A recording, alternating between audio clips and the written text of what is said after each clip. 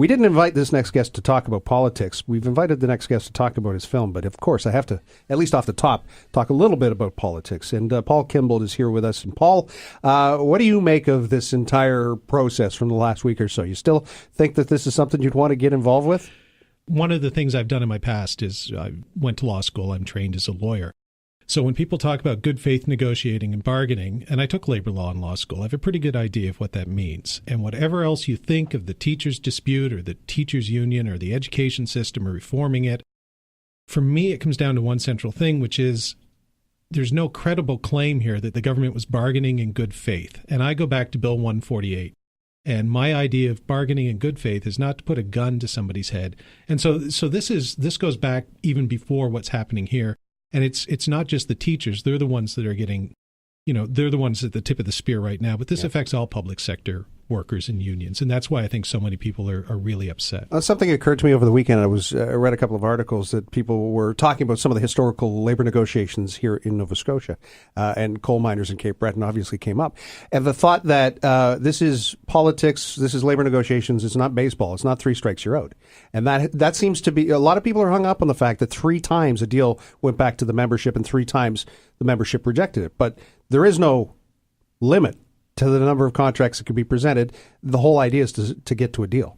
Right. And, there's always going to be give and take. The union clearly isn't going to get everything it wants. The government shouldn't get everything that it wants. You should find, as my dad used to say, you should always find a solution that makes everybody equally unhappy, but is workable for everybody. And I think that's actually not a bad place to start. So the first thing they would teach you in law school is you're not always going to win. And frankly, here's what a win is. A win is when everybody can walk out of the room when you're negotiating a settlement or something, and everybody feels as if they've gotten something out of it, that nobody walks away really, really angry. If you've done that, you've had a successful negotiation. So here's the memo to the McNeil government. There's going to be a lot of people walking away from this really, really angry. That's not a successful negotiation. And the Supreme Court of Canada eventually is going to weigh in on this. And there's a legal test, and the McNeil government thinks they've met it. The teachers think they haven't. But I go back to Bill 148. The court has been very clear that you have to bargain in good faith before you can impose a contract. I would never impose a contract. To me, that's an admission of failure of public policy.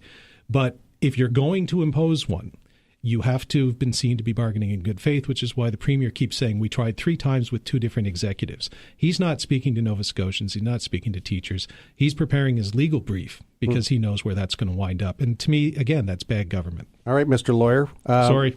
No. You asked. Sir, I know I went there, and I'm going to go there for just one more question, which is, by going back not to the third and last contract, but the second last, someone suggested to me that might actually be harmful to the province and to the Premier's position that he's been bargaining in good faith. Not the last deal, but we're going to go pick which deal we're even going to impose. Right. I agree, putting on my legal hat, but putting on just my citizen hat, too. I look at that, and I see how they dealt with the film industry and how they've dealt with everybody else.